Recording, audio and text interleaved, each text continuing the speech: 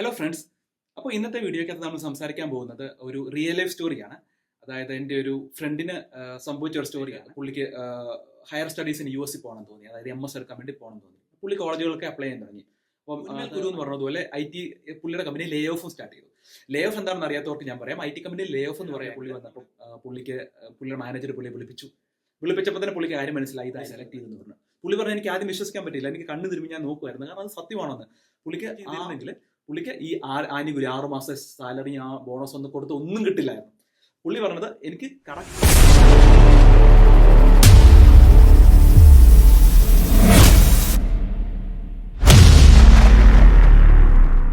Hello friends. അപ്പോൾ ഇന്നത്തെ വീഡിയോയ്ക്കകത്ത് നമ്മൾ സംസാരിക്കാൻ പോകുന്നത് ഒരു റിയൽ ലൈഫ് സ്റ്റോറിയാണ്. അതായത് എൻ്റെ ഒരു ഫ്രണ്ടിന് സംഭവിച്ച ഒരു സ്റ്റോറിയാണ്. അതിൽ എങ്ങനെയാണ് ഒരു വിഷമമായ ഒരു സിറ്റുവേഷനിൽ നിന്ന് എങ്ങനെയാണ് ഒരു പോസിറ്റീവായുള്ള ഒരു ഇൻസിഡന്റ് ഉണ്ടായത് എന്നൊരു കഥയാണ്. അപ്പം എൻ്റെ ഈ ഫ്രണ്ട് കേരളത്തിലെ ഒരു നമ്പർ 1 എഞ്ചിനീയറിംഗ് കോളേജിൽ നിന്നാണ് പഠിക്കാനൊക്കെ നല്ല മിടുക്കനായിരുന്നു. അപ്പം അങ്ങനെ കേരളത്തിലെ ഒരു നമ്പർ 1 എഞ്ചിനീയറിംഗ് കോളേജിൽ നിന്ന്, നമ്മൾ കോളേജിന്റെ പേര് പറയുന്നില്ല ഇപ്പോൾ, അവിടുന്ന് പഠിച്ചതിന് ശേഷം ബാംഗ്ലൂരിലെ നല്ലൊരു IT കമ്പനിയിൽ ഒരു ജോലി കിട്ടി, നല്ല പാക്കേജിൽ ജോലി കിട്ടി. അപ്പം ജോലിയൊക്കെ സ്റ്റാർട്ട് ചെയ്ത് ഇങ്ങനെ ഒരു വർഷമായി ഇങ്ങനെ ജോലിയൊക്കെ ഇങ്ങനെ നന്നായിട്ട് പോകുന്നു. അപ്പം പുള്ളിയുടെ കൂടെ സെയിം കോളേജിൽ നിന്ന് തന്നെ ജോയിൻ ചെയ്ത ഫ്രണ്ട്സ് ഒക്കെ ഉണ്ട്. അപ്പം എല്ലാവരും നല്ലൊരു ഹാപ്പി ആയിട്ട് മുമ്പോട്ട് പോകുന്നു. അപ്പോൾ ഒരു വർഷം കഴിഞ്ഞപ്പോഴത്തേക്ക് പുള്ളിക്ക് ഹയർ സ്റ്റഡീസിന് US പോകണം തോന്നി, അതായത് MS എടുക്കാൻ വേണ്ടി പോകണം തോന്നി. പുള്ളി കോളേജുകളൊക്കെ അപ്ലൈ ചെയ്യാൻ തുടങ്ങി. അപ്പം അത് അഡ്മിഷന്റെ സമയമായിരുന്നു. അപ്പോൾ പുള്ളി കോളേജുകളിലൊക്കെ അപ്ലൈ ചെയ്യാൻ തുടങ്ങി. ഞാൻ ഇടയ്ക്കിടയ്ക്ക് ലാപ്ടോപ്പിലേക്ക് നോക്കുന്നത് സമയം എത്ര എന്നറിയാൻ വേണ്ടിയാണ്. കാരണം ഇത് ഒരുപാട് വലിച്ചു നീട്ടിക്കൊണ്ട് പോയി കഴിഞ്ഞാൽ കാണാൻ നിങ്ങൾക്കും ഇൻട്രസ്റ്റ് ഉണ്ടാവില്ല, ഞാൻ പോലും ചിലപ്പോൾ കാണില്ല വലിയ വീഡിയോസ്. അപ്പോൾ അതുപോലെ നിങ്ങളും കാണില്ലായിരിക്കുമല്ലോ. അപ്പോൾ അതുപോലെ ഷോർട്ടാക്കാൻ വേണ്ടി ട്രൈ ചെയ്യാം, പെട്ടെന്ന് പറയാം, ക്രിസ്പായിട്ട് പറയാം.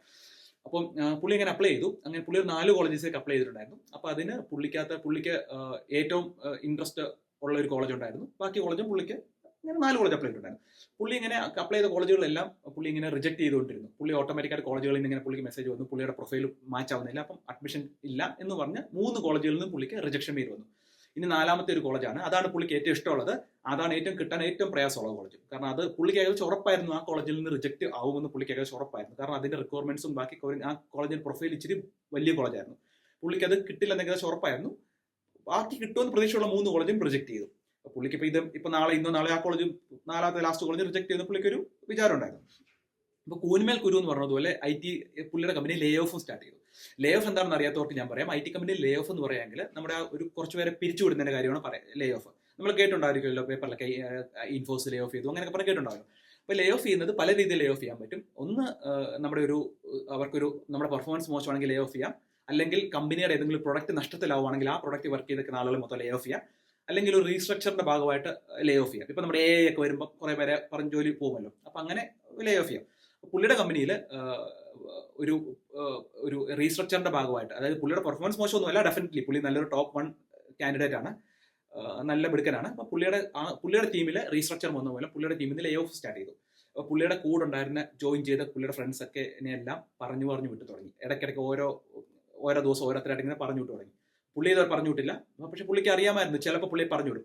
നമുക്ക് അങ്ങനെ നാളെ ഇത് സംഭവിക്കുമെന്ന് പേടിച്ച് ജീവിക്കുന്ന ആണല്ലോ വലിയൊരു പ്രശ്നം. അപ്പൊ പുള്ളിക്ക് നല്ലൊരു ടെൻഷനായിരുന്നു, കാരണം പറഞ്ഞു വിടുമോ അറിയത്തില്ല. എല്ലാ ദിവസവും കുറെ പേരെ പറഞ്ഞു വിടുന്നുണ്ട്, അപ്പം കമ്പനി പറഞ്ഞു വിടുന്നുണ്ട്.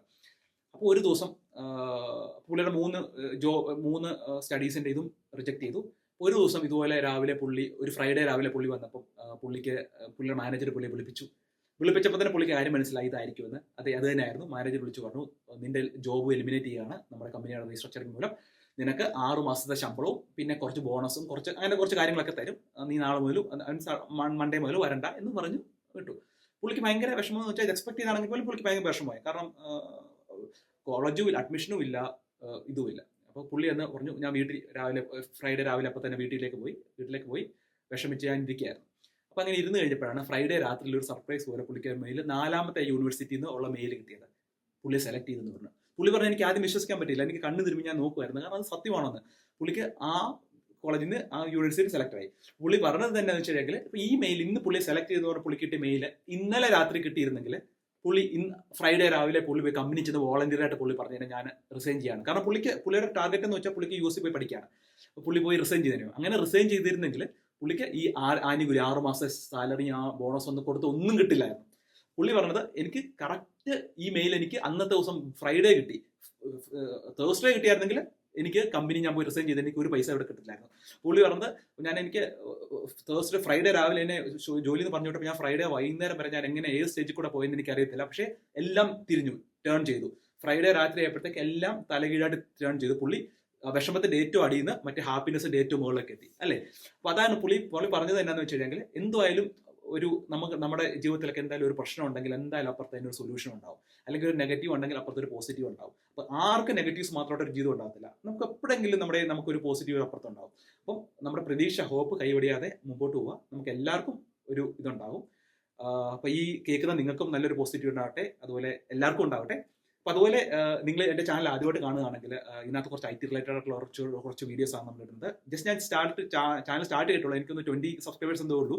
അപ്പം നമ്മൾ ബാംഗ്ലൂരുമായിട്ട് റിലേറ്റ് ചെയ്തതും IT-മായിട്ട് റിലേറ്റ് ചെയ്ത കാര്യങ്ങളൊക്കെ ഒരു കോമൺ ടേംസിൽ സാധാരണ ആളുകൾക്ക് മനസ്സിലാകുന്ന രീതിയിൽ എക്സ്പ്ലെയിൻ ചെയ്യുന്നതാണ് നമ്മുടെ ഒരു കമ്മ്യൂണിറ്റി ബിൽഡ് ചെയ്യാൻ വേണ്ടിയാണ്. നിങ്ങളുടെ ചാനൽ ഒന്ന് ചെക്കൗട്ട് ചെയ്യുക, വീഡിയോസ് ഒക്കെ ഇഷ്ടപ്പെടുന്നെങ്കിൽ ഒന്ന് സപ്പോർട്ട് ചെയ്യുക. അപ്പം see in the next video. Till then signing off. Bye, take care.